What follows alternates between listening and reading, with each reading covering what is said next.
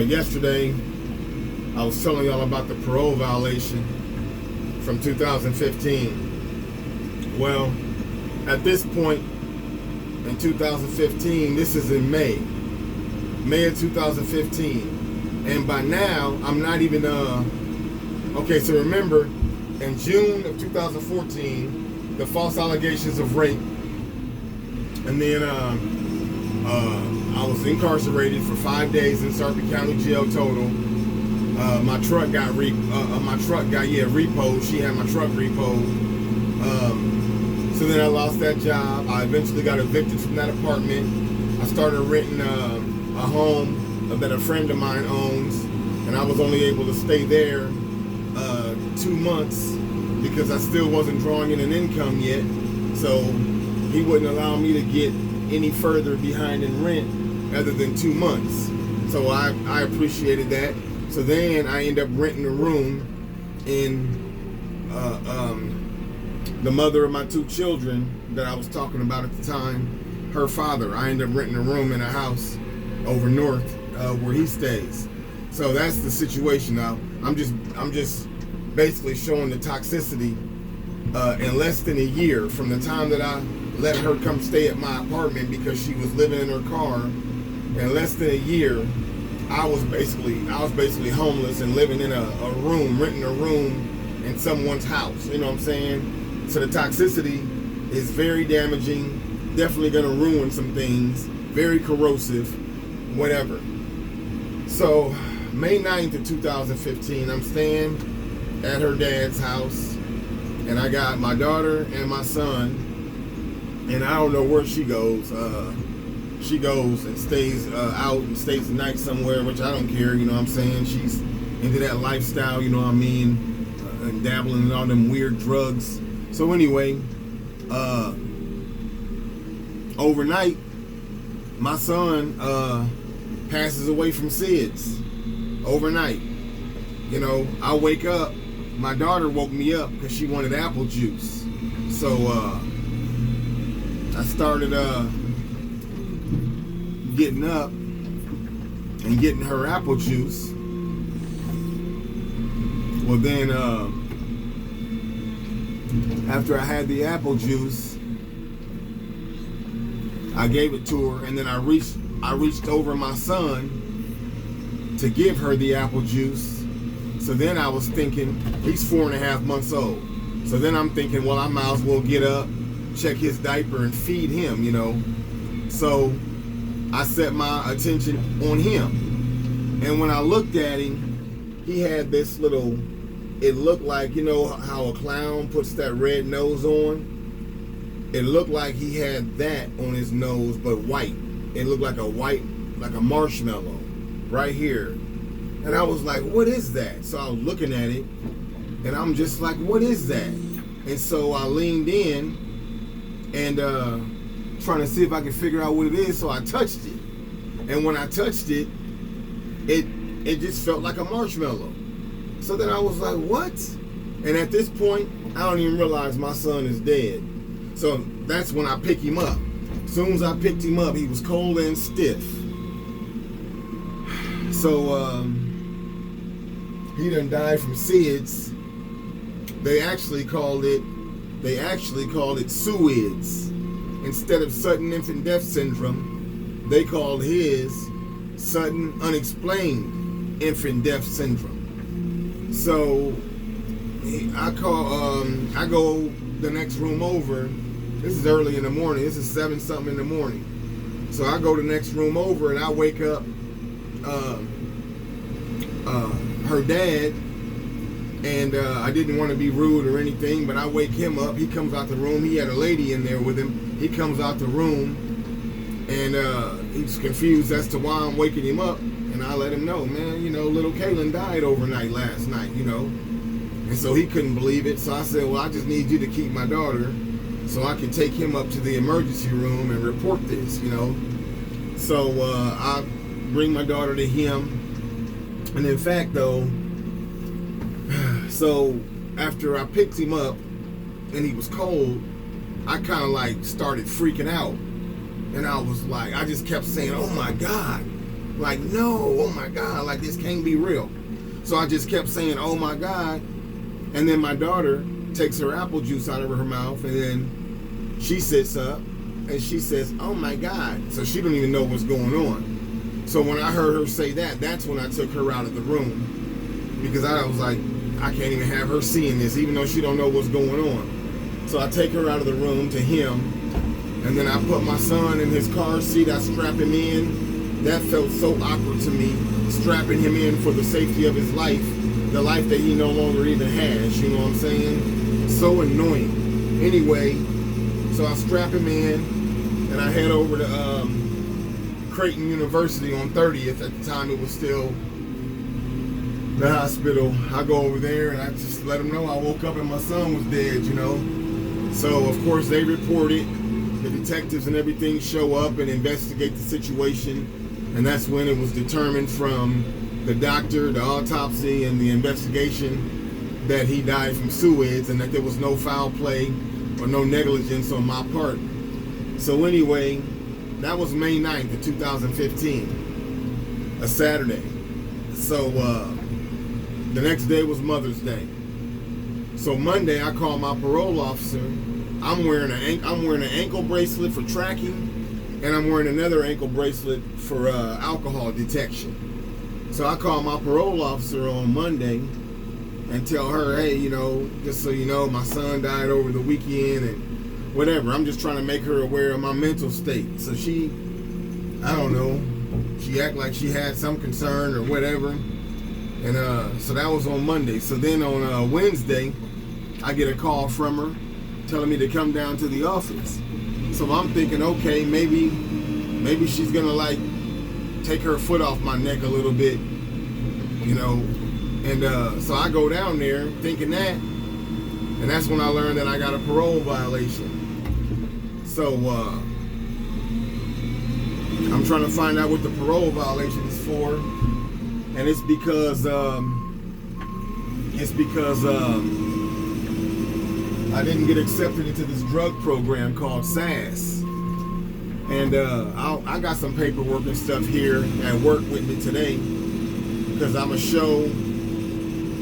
just show, you know, on the video, the paperwork pertaining to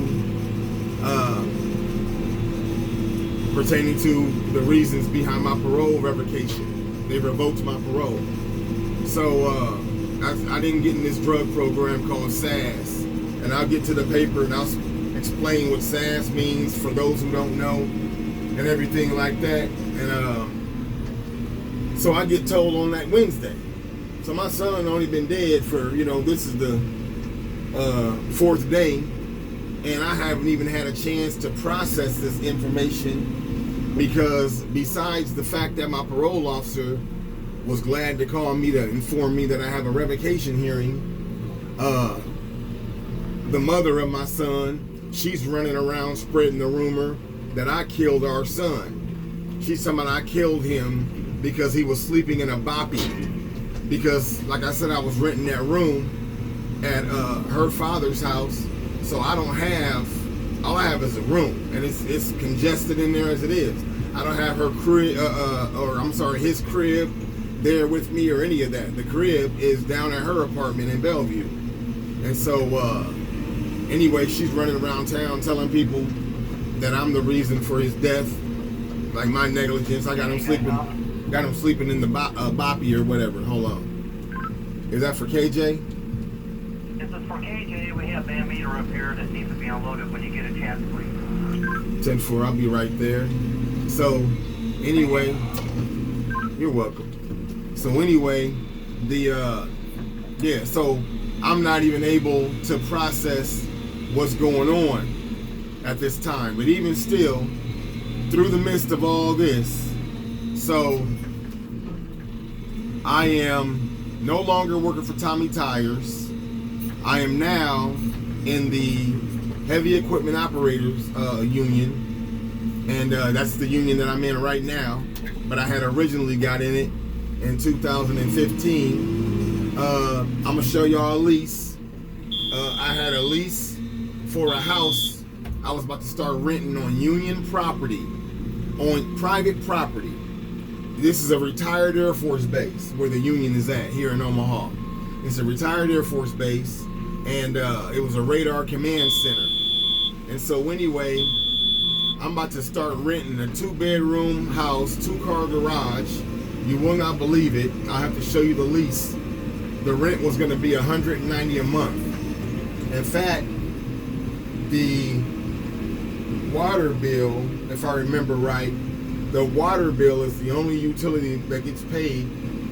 The water bill was $120 a month flat, and the rent was $70. So total $190 a month. 2-bedroom house, 2-car garage. So I got that. By now, I've went and gotten a truck. I got a truck now. I saved up some money from Tommy Tires. So I got a truck. By now, I got insurance on the truck. And I think I went and got plates on the truck. So I'm all the way, I'm working at a company. I think it's out of Milwaukee, but they're a union company, and they're up here at the time. They're installing storm drains downtown, down by the Sienna Francis house and all down in that downtown area.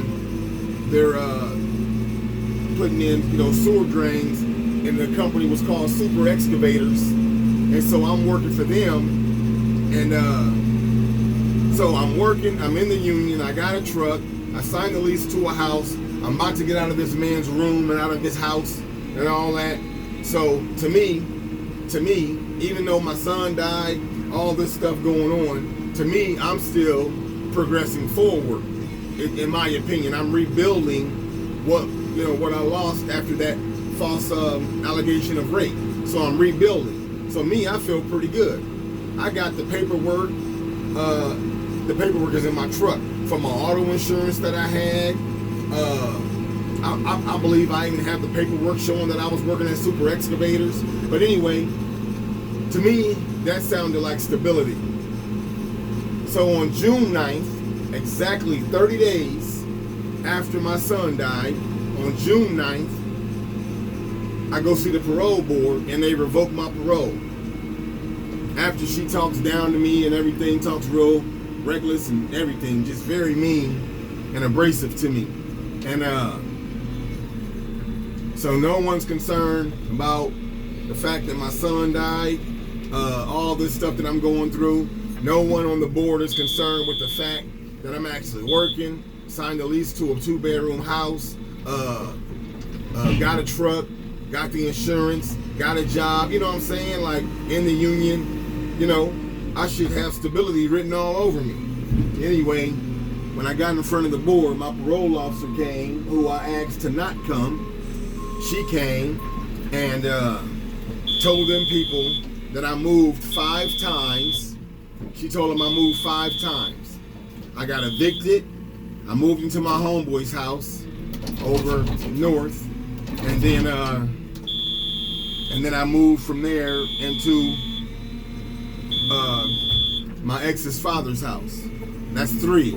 My daughter can count to 3.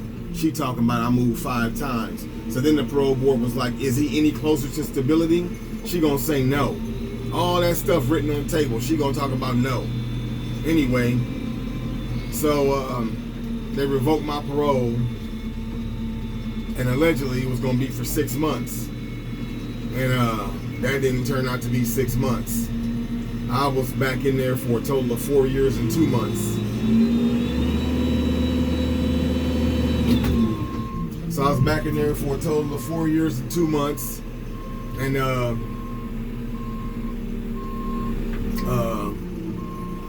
anyway, that was a hard year, 2015. So then, on top of that, I guess I can share this little part, and then I'll stop the video for a minute so I can process all this nonsense that doesn't happen.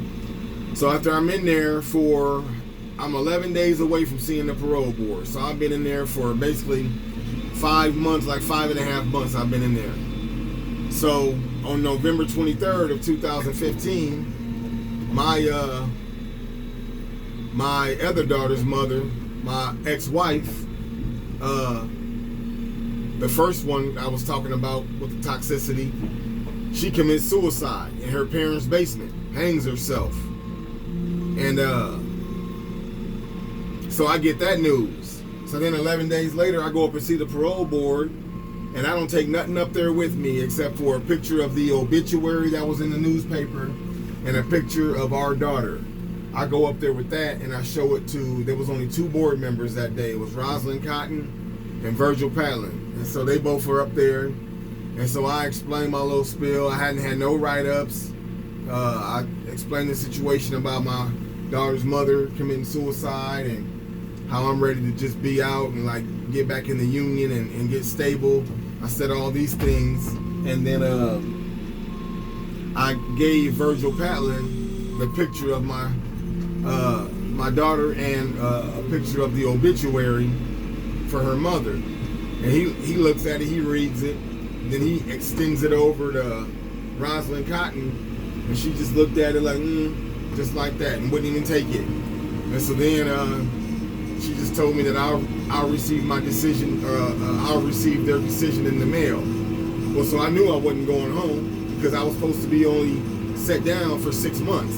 So if they was gonna let me go, they was gonna let me go right now. I don't need no decision to come in the mail. You could just let me go right now.